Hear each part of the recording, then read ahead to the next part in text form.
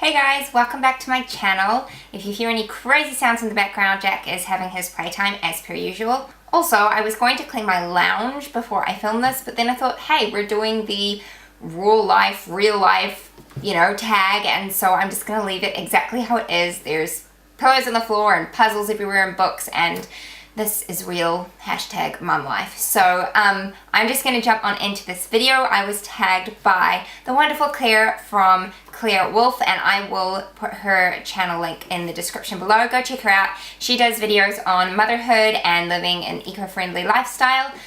She does really informative, wonderful videos, so go and check her out. Otherwise, I'm just going to jump right into the questions.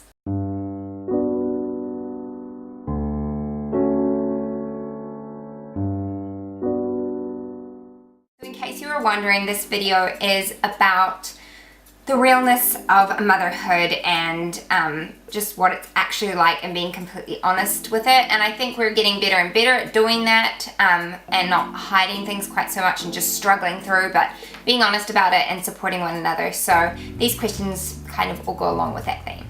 So the first question is to describe your day as a mum in one word. And I'm trying to think what today would be. Probably just normal. Yesterday I would have said survival. Today is just normal, like status quo. Number 2, what is the most challenging part about connecting with other mums? And I would just say busyness. We're all so busy. Raising children is a busy business, and it's hard to actually get time without distractions to sit down and really catch up and get into like a deeper conversation. So yeah, busyness. Number 3, share one horrible poo moment. We've all been there. So at first when I heard this and I was watching Claire's video, I was like, oh, I don't know if I've had terrible poo moments. And then I remembered I have. It was horrible.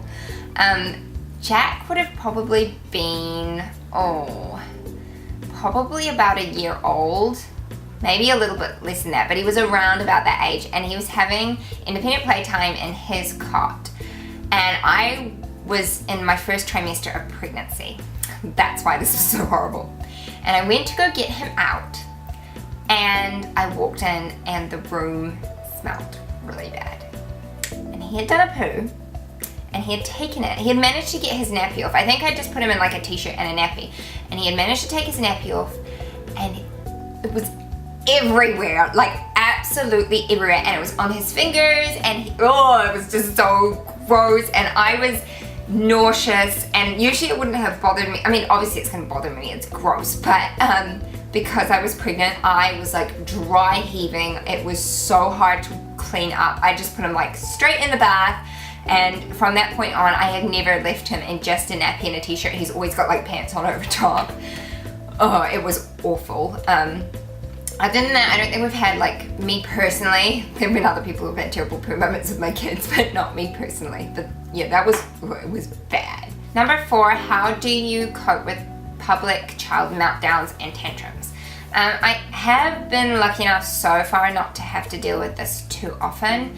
Most of the time if I do go out with my kids, they've just woken up from a nap, they're fed, so they're usually pretty happy and on the go. But obviously that doesn't necessarily stop the toddler who wants something and is not allowed to have it. So in general, I don't struggle too much with it because I feel like everyone does. So it's like, I don't know, it's just my personality. I don't mind too much. If he is having a meltdown, I'm talking about Jack because Annie's only 5 months old, so she doesn't really do that too much.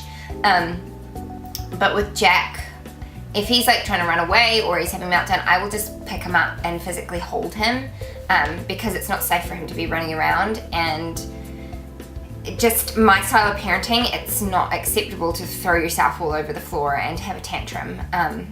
I understand that they're learning to express their emotions, but I feel like my job as a mum is to teach them the appropriate way to do that. So I wouldn't necessarily discipline him publicly because I just don't feel like it's fair to do that to your child. I don't believe in embarrassing my children, but I will deal with it like straight away. I won't let him just carry on. I'm not the kind of parent who would just ignore my child in a public situation. I just don't personally agree with that. But I don't struggle with it too much, and my kids don't really tend to do it too much. And that's, please don't think that I'm boasting about that. I'm not. It's just the stage we're at, they don't do that too often.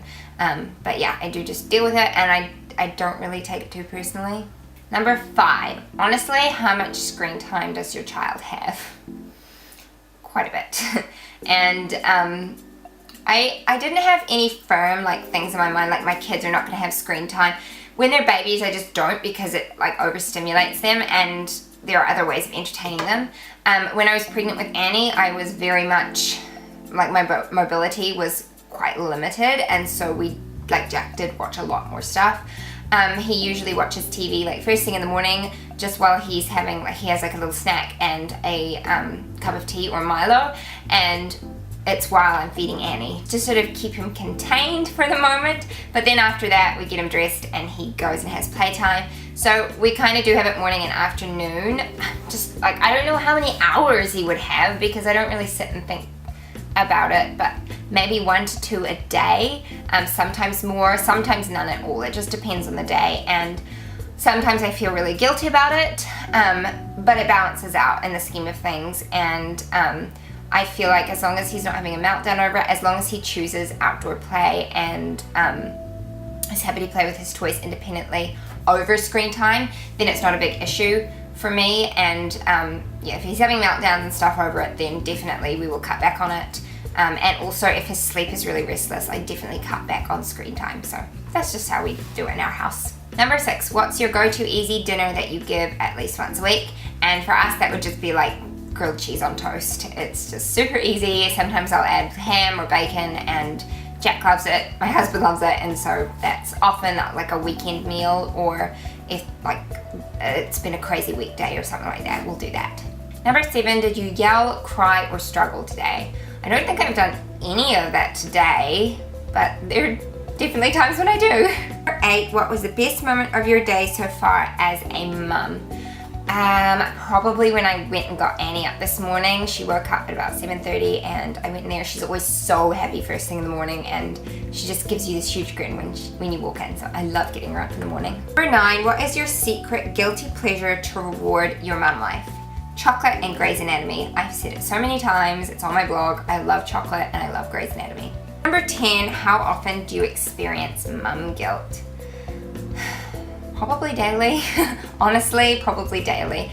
The stage of life that I'm in is hectic. I feel like I can never give my best to every single area in my life, and I struggle with that. I think a lot of that has to do with my personality type. Definitely have a type A personality. I like perfection, and it's something that I'm working on, because obviously doing your best is better than perfection, but I still struggle with that. To be a good wife, to be a good mother at the same time can be really hard, and to keep the house in a decent state. Yeah, so I definitely deal with mum guilt on a daily basis. Some days it's a lot worse than others, some days I barely feel it, but yeah, it is quite often. And number 11, share one taboo subject about motherhood that you think should be talked about more. This is something I actually read in an article the other day, and I thought it was brilliant. And that is how feminism is letting down mothers. And the article went into, it was exactly what I've been thinking, but it was good to see someone articulate it. Feminism is preparing our girls to be everything except for a mother. And society in general has a very low view of motherhood and being a mum and how important it actually is. And I think sometimes it can be hard to speak up about these things because you appear like anti-woman or things like that. And I wouldn't call myself a feminist, but I do believe that women are equal to men. It's just that we have strengths that lie in different areas, and I do think we should be given equal opportunity and things like that. But I do think that we are better at some things than men are, and men are better at some things than women are. I just think that's the way it is. I don't think that we are the same, if that makes sense. But I do think that motherhood and being a mum is definitely looked down upon in general in society, and I'm thankful to have family and those closest around me who do really value that role, and I was raised in a home that really valued the role of motherhood. But society in general says you're just a mum, oh, you're a stay-at-home parent, and yeah, it's not a role that is very highly valued, And I've had so many comments from people saying, oh, you're not going back to nursing, oh, what a waste. No, it's not a waste. My nursing equipped me with valuable life skills. I've used my nursing in motherhood, I've used it just in general. So I think that is something that needs to be talked about, and the value needs to be put back onto motherhood, and we need to be training and equipping our girls with how to deal with it and how to cope and, you know, have the skills to deal with motherhood, because otherwise it's going to be a really big struggle for them, and that's just not fair. So yeah, that's just a subject I think needs to be talked about a lot more. But those are all 10 of the questions. If you enjoyed this video, please give it a thumbs up. Let me know some of the struggles that you have as a mum in the comments below. Let's just be real and raw and honest. That's what this tag is all about. And I am going to actually tag some other mummy YouTubers. I'm going to go ahead and do that now. I'm going to tag Natalie from Natalie Bennett. I'm going to tag Ariana from Ariana Flitterer. And I'm also going to tag Fern from The Fern Life. And lastly, I'm going to tag Sarah from Sarah This Mama's Life. I hope this video was a help to some of you and encouragement to some of you. Please don't forget to subscribe to my channel if you're new here. I post Mondays and Fridays, and I also have a blog, so you can check that out at the end of this video. Otherwise, thank you so much for watching, guys, and I'll see you next time. Bye!